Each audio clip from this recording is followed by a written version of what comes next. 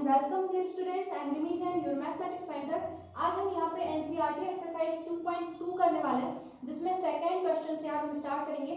तो क्वेश्चन में यहाँ पे क्या है, find the quadratic polynomial with the given numbers as the sum and product of its zeros respectively. हमें यहाँ पे दो चीजें गिवन होंगी और उन दोनों से हमें क्या करना है, पॉलिनोमियल फाइंड करना है। तो यहाँ पे क्या है, ये जो हमारा फर्स्ट नंबर दिया है 1/4, ये क्या है, सम ऑफ जीरोस, और ये -1 क्या होगा यहाँ पे, प्रोडक्ट ऑफ जीरोस। तो मैं यहाँ से आपको एक कॉन्सेप्ट क्लियर कराना चाहूंगी पहले, और फिर हम इस क्वेश्चन को सॉल्व करेंगे। तो यहाँ पे हम जनरल फॉर्म में देखेंगे किस तरीके से यहाँ पे हम काम करेंगे इस क्वेश्चन से रिलेटेड। तो यहाँ पे मान लीजिए हमारे पास कोई पॉलिनोमियल है px, जो हमारा स्टैंडर्ड पॉलिनोमियल होता है ax² plus bx plus c। ठीक है, यहाँ पे ये हमारा क्या है, जनरल पॉलिनोमियल।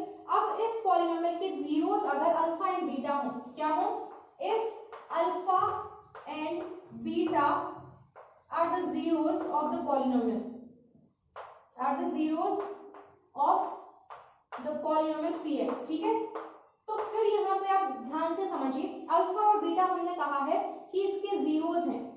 अब यहाँ पे अगर अल्फा और बीटा इसके जीरोस हैं, तो फिर x minus alpha, then x minus alpha and x minus beta will be factors of px। ये बात आपको समझनी है, ये आपने 9th में भी बहुत अच्छे से पढ़ा है। क्या है, अगर हमारे पास जैसे कोई हमने कहा कि x प्लस 5, देखिए ये हमारा मान लीजिए कोई पॉलिनोमियल है, यहाँ से हम जीरोस फाइंड करने के लिए क्या करते थे, जीरोस फाइंड करने के लिए हम इसको जीरो से इक्वेट करके यहाँ पे x की वैल्यू निकालते थे, है ना। यानी कि जैसे ही हमने जीरो से इक्वेट किया तो हमें x की वैल्यू जो मिली वही उसका जीरो कहलाता था। मतलब -5 आप यहाँ पे पुट करेंगे तो ये पूरा का पूरा एक्सप्रेशन जीरो होगा। तो यहाँ पे अगर हमें जीरो दिया है तो फिर पॉलिनोमियल का फैक्टर कैसे निकालेंगे, या लीनियर की बात है तो लीनियर पॉलिनोमियल कैसे निकालेंगे। तो अगर यहाँ पे मैंने आपसे कहा कि किसी पॉलिनोमियल का जीरो आपके पास क्या है, 3 है, क्या है, 0 3 है, मतलब x की वैल्यू आपको 3 दे दी गई, तो फिर x इक्वल टू 3 होगा। 3 अगर 0 है तो देखिए ध्यान से, x माइनस 3 इक्वल टू 0 आएगा यहाँ से, यानी कि x माइनस 3 क्या होगा, उस पॉलिनोमियल का फैक्टर होगा।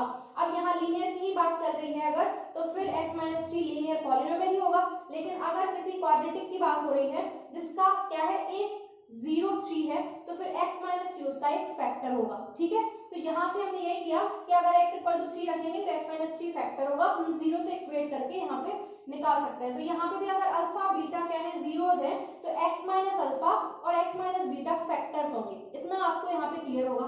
अब अगर हम कह रहे हैं क्वाड्रेटिक पॉलिनोमियल है, तो क्वाड्रेटिक पॉलिनोमियल के फैक्टर्स कितने होते हैं, आपको पता है, 2 होते हैं। यहाँ पे कितने जगह में हम उसको फैक्टर करते हैं, जब क्वाड्रेटिक पॉलिनोमियल को मिडिल टर्म स्प्लिट करके हम फैक्टराइज करते थे तो 2 टर्म्स हमें मिलती थी, मतलब 2 फैक्टर्स मिलते थे। और अब अगर हम कह रहे हैं कि हमारा पॉलिनोमियल तो है ax² plus bx plus c, और उसके 2 फैक्टर्स हैं x माइनस अल्फा एंड दूसरा है x माइनस बीटा, तो इनका प्रोडक्ट क्या इस पॉलिनोमियल के बराबर आना चाहिए, बिल्कुल आना चाहिए। तो यहाँ पे क्या करेंगे, clearly ax² plus bx plus c, ये दोनों के प्रोडक्ट के बराबर आएगा x minus alpha and x minus beta. ये इतना क्लियर है। जब हम प्रोडक्ट करेंगे तो x² आएगा, और यहाँ पे माइनस अल्फा प्लस बीटा और x हम कॉमन ले लेंगे, और प्लस में आएगा अल्फा इंटू बीटा। तो यहाँ से तो कोई प्रॉब्लम है नहीं। देखिए ax² plus bx plus c, ये हमने यहाँ से समझ लिया कि अब देखिए यहाँ पे आप क्या कर सकते हैं, अगर आपके पास कोई polynomial ax² plus bx plus c a b c के टर्म्स में है, और आपको यहाँ पे अब सम ऑफ जीरोस और प्रोडक्ट ऑफ जीरोस दिए जाएं, अल्फा एंड बीटा की वैल्यूज दी हो, या फिर alpha plus beta and alpha into beta दिया हो, तो आप डायरेक्ट यहाँ पर वैल्यूज पुट करके आप अपना पॉलिनोमियल फाइंड कर सकते हैं। ये आप यहाँ पे डायरेक्ट पुट करके वैल्यूज निकाल सकते हैं, आपको पॉलिनोमियल मिल जाएगा। अब यहाँ एक और चीज मैं आपको सिखाना चाह रही हूँ, जब भी आप पॉलिनोमियल्स लिखते हैं जनरल फॉर्म में, एक k कांस्टेंट का हम मल्टीप्लाई करते हैं, ये आपको यहाँ पे सीखना है। क्यों k कांस्टेंट का मल्टीप्लाई करते हैं, ये मैं आपको यहाँ पे समझाऊंगी। क्या है, अगर आपके पास क्या है, 2 पॉलिनोमियल्स है, मान लीजिए दो पॉलिनोमियल्स है। कैसे? एक हमारे पास एक बेसिक पॉलिनोमियल है, मान लीजिए ये है कौन सा, x square minus 3x plus 2। ठीक है, मान लीजिए ये हमारा एक पॉलिनोमियल है, हम इसको फैक्टराइज करेंगे और इसके जीरो निकाल के देखेंगे क्या निकलते हैं। ठीक है, तो यहाँ आएगा देखिए minus x minus 2x plus 2, ये आएगा। फैक्टराइज करेंगे तो x माइनस 1 और यहाँ पे भी x माइनस 1। तो यहाँ पे देखिए x माइनस 1 और x माइनस 2 आपको मिला। जीरोस जब निकालेंगे तो आपको क्या मिलेंगे, जीरोस आपको मिलेंगे 1 और 2, 1 और 2 इसके सॉल्यूशंस होंगे। तो यहाँ पे ये क्या है, जीरोस हैं आपके 1 एंड 2। क्लियर? तो यहाँ पे ये जीरोस आपको मिल गए। अब अगर मैं इसी पॉलिनोमियल में किसी भी एक कांस्टेंट से मल्टीप्लाई कर देती हूँ, कोई भी कांस्टेंट जो भी आपका मन करे, थोड़ी देर के लिए मान लीजिए 2 से ही मैंने मल्टीप्लाई कर दिया, तो 2 से मल्टीप्लाई करेंगे तो एक नया पॉलिनोमियल मिलेगा 2x square minus 6x plus 4। अब आप इसको फैक्टराइज करिए फिर से, कितना आएगा यहाँ पे, 2x square minus 4x minus 2x plus 4। 2x common लेंगे तो कितना आएगा, x minus 2 minus x minus 2। तो देखिए यहाँ पे कितना आ गया, 2x minus 2 and x minus 2। जब हम इसके जीरोस निकालेंगे तो कैसे निकलेंगे, देखिए 2x माइनस 2 को आप जीरो से इक्वेट करेंगे तो x की वैल्यू देखिए 2/2 मतलब 1 ही आ जाएगी। देख लीजिए, यही यहाँ पे हमें समझना है मेन रूप से, जो मैं आपको बताना चाह रही हूँ। हमने जीरोस निकाले तो देखिए वापस से हमें क्या मिले, 1 एंड 2 ही मिले। हमने 2 का मल्टीप्लाई भी किया था तब भी हमें यहाँ पे जीरोस 1 और 2 ही मिले। इसका रीजन देखिए, यहाँ पे जो हमारा एक जीरो था उसमें से हमारा जो कांस्टेंट 2 था, देखिए वो यहाँ पे क्या हो गया, गायब हो गया। इस 1 में वो छुप गया, हमें दिखता नहीं है। तो फिर यहाँ पे हम कह सकते हैं कि सेम जीरोस को रखने वाले हमारे पास इनफाइनाइट पॉलिनोमियल्स हो सकते हैं। तो अगर हम कहें कि सम ऑफ जीरोस यहाँ पे कितना होगा, 3 होगा और प्रोडक्ट ऑफ जीरोस कितना होगा, 2। तो अगर मैंने आपको सम ऑफ जीरोस और प्रोडक्ट ऑफ जीरोस 3 और 2 दे दिया तो क्या आप क्लियर करके ये कह सकते हैं कि ये वाला जो पॉलिनोमियल है x square minus 3x plus 2, उसी के लिए मैंने आपको सम एंड प्रोडक्ट दिया है। आप इस पॉलिनोमियल को भी तो निकाल सकते हैं। तो यहाँ से अगर इस पॉलिनोमियल में हमने क्या किया था, 2 का मल्टीप्लाई किया था तो भी जीरोस हमें वही मिले, तो उनका सम और प्रोडक्ट भी सेम होगा। अब मैं अगर 3 का मल्टीप्लाई कर देती तब भी सेम सिचुएशन होती। तो यहाँ पे हमारे पास इनफाइनाइट पॉलिनोमियल्स ऐसे होते हैं जिनके जीरोस सेम होते हैं। तो यहाँ पे जो k है देखिए ये वही कांस्टेंट है। देखिए यहाँ पे 2 का मल्टीप्लाई किया था, ये क्या है, k कांस्टेंट है। मतलब अगर हम किसी भी कांस्टेंट का मल्टीप्लाई कर देंगे तो जो रिजल्ट में हमें पॉलिनोमियल मिलेगा उसके लिए भी सम और प्रोडक्ट सेम रहेगा, चेंज नहीं होगा। तो हम जब भी यहाँ पे आंसर लिख के आएंगे इन जनरल k का मल्टीप्लाई करके आएंगे और लिखेंगे k क्या है यहाँ पे, कांस्टेंट। अब यहाँ पे अगर क्वेश्चन में वो आपसे कहते हैं एक क्वाड्रेटिक पॉलिनोमियल फाइंड करके बताइए कोई भी, तो फिर आप स्पेसिफिक ये वाला पॉलिनोमियल फाइंड करके आ सकते हैं। लेकिन अगर कभी जनरल पूछा जाए, मैंने आपको ये कांस्टेंट टर्म k का यहाँ पे कॉन्सेप्ट क्लियर कर दिया कि अगर आपको कहीं लिखा मिलता है, ऑप्शन में ऐसा मिलता है तो आप उससे डरे ना, k समझ जाए क्यों यूज कर रहे हैं। ठीक है, तो आप k यूज करें या नहीं उसका कॉन्सेप्ट आपको क्लियर होना चाहिए। यहाँ पे क्वेश्चन में आपसे एक अगर पूछा गया है तो आप स्पेसिफिक कोई भी लिख के आ सकते हैं, और जनरल पूछा है तो k का मल्टीप्लाई करके आप आएंगे। तो क्वेश्चन को सॉल्व करने की ये है एक मेथड जिसमें डायरेक्ट आप यहाँ पे वैल्यूज पुट करके अपना पॉलिनोमियल फाइंड कर सकते हैं। लेकिन एग्जाम में थोड़ा सा हमें डिटेल में करना होता है, तो एक दूसरी जो मेथड है वो हम यहाँ पे यूज करेंगे। क्लियर? तो ये फॉर्मूला आप याद रखिए। अब हम आगे हमें एग्जाम में कैसे करके आना है इस क्वेश्चन को वो भी हम देख लेते हैं। तो सबसे पहले हम अपना जो जनरल पॉलिनोमियल है वो सपोज कर लेंगे, let ax square plus bx plus c be the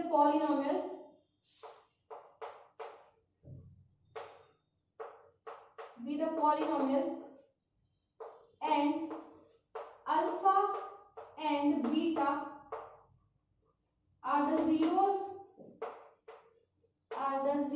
of the quadratic polynomial। Clear? यहाँ पे हमने क्या किया, अल्फा और बीटा को सपोज कर लिया कि इसके जीरोस हैं। तो हमारे पास फिर क्या है, क्लियरली अल्फा प्लस बीटा, ये हमें देखिए कितना दिया है, 1/4। अल्फा प्लस बीटा मतलब सम ऑफ जीरोस दिया था, तो अल्फा और बीटा जीरोस थे, इसलिए अल्फा प्लस बीटा हमें 1/4 दिया है। और alpha into beta product of zeros हमें कितना दिया है, देखिए -1। अब आपको ये पता है कि सम ऑफ जीरोस क्या होता है। जब हम कोफिशिएंट्स का और जीरोस का रिलेशन पढ़ रहे थे तब हमने देखा था यहाँ पे सम ऑफ जीरोस क्या था, -b/a। देखिए -b/a। और प्रोडक्ट ऑफ जीरोस क्या था, c/a। ये हम पढ़ चुके हैं। तो यहाँ पे अब हमारा मेन काम पता है क्या रह गया, हमें कोफिशिएंट जो है उनको कंपेयर करके, यहाँ पे देखिए ba इनको कंपेयर करके यहाँ से वैल्यूज निकालनी है। तो यहाँ पे क्या होगा, यहाँ पे जो a है इसको हम सेम बनाने की कोशिश करेंगे। जो डिनोमिनेटर में a है अगर ये सेम रहेगा तब हम कंपेयर कर पाएंगे। तो यहाँ देखिए 4 है और यहाँ पे नीचे 1 है, देखिए इसके नीचे कितना है 1। अब अगर इस 1 को हम कैसे भी करके 4 बना लेते हैं तो हमारा काम आसान हो जाएगा। तो यहाँ पे हमें 4 बनाने के लिए क्या करना पड़ेगा, इसको हम और करके लिख सकते हैं, और alpha into beta equal to -1/4। देखिए हमने नीचे 4 बनाया तो फिर हमें क्या करना पड़ेगा, न्यूमरेटर में भी 4 का मल्टीप्लाई करना पड़ेगा। तो फिर c/a की वैल्यू अब कितनी हो गई, -4/4। अब हम कंपेयर कर सकते हैं। अब अगर यहाँ पे क्या है, देखिए बहुत इंपॉर्टेंट चीज, अब हमारा a जो है हमें सेम दिख रहा है। अब यहाँ पे एक कंडीशन होगी, देखिए रेशियोज जो होते हैं उनमें हम डायरेक्ट कभी भी ऐसे वैल्यूज नहीं लिख सकते कंपेयर करके कि आपने कहा कि b की वैल्यू 1 होगी, a की वैल्यू 4 होगी, इसलिए क्योंकि रेशियोज में जो एक कांस्टेंट टर्म होती है जो यहाँ पे हमें कॉमन नंबर दिखता है। देखिए जैसे मान लीजिए मैंने लिखा 4/6, ठीक है। तो यहाँ पे हम क्या करते हैं, जो हमारा 2 कॉमन है यहाँ पे वो हमने क्या किया, यहाँ से कैंसिल आउट कर दिया, उसको गायब कर देते हैं। तो जो 2 था वो तो हमें दिख ही नहीं रहा, तो यहाँ पे भी हो सकता है कोई कांस्टेंट के छुपा हुआ। तो यहाँ पे हम एक कंडीशन लेंगे कि अगर a की वैल्यू 4 है उस केस में b और a हमें क्या मिलेंगे, हम कंडीशन लेके ही चलेंगे क्योंकि एक पॉलिनोमियल निकालने के लिए बोला गया है तो एक कंडीशन से काम चल जाएगा। लेकिन यहाँ पे हम ओवरऑल ऐसा एग्जैक्ट नहीं बोल सकते कि a 4 ही होगा या b यहाँ पे -1 ही होगा।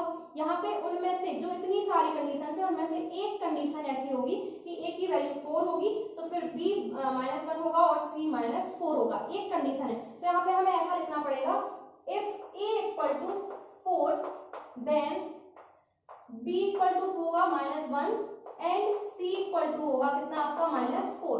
ये आपको छोटी सी चीज यहाँ पे याद रखना है। ऐसे नहीं बोल सकते कि आपने डायरेक्ट कंपेयर कर दिया, रेशियो में हम ऐसे डायरेक्ट वैल्यूज कभी नहीं लिखते। आप आगे पढ़ेंगे यहाँ पे हमें k कांस्टेंट लेके सपोज करना होता है, वो छुपा होगा, पक्का छुपा होगा, इसलिए आपको एक कंडीशन लेनी पड़ेगी कि अगर a 4 है तो फिर उसके अकॉर्डिंग b और c कितने होंगे। क्लियर, तो ये एक कंडीशन आपको निकालनी थी तो आपने ले लिया। Now quadratic polynomial px equal क्या होगा, क्वाड्रेटिक पॉलिनोमियल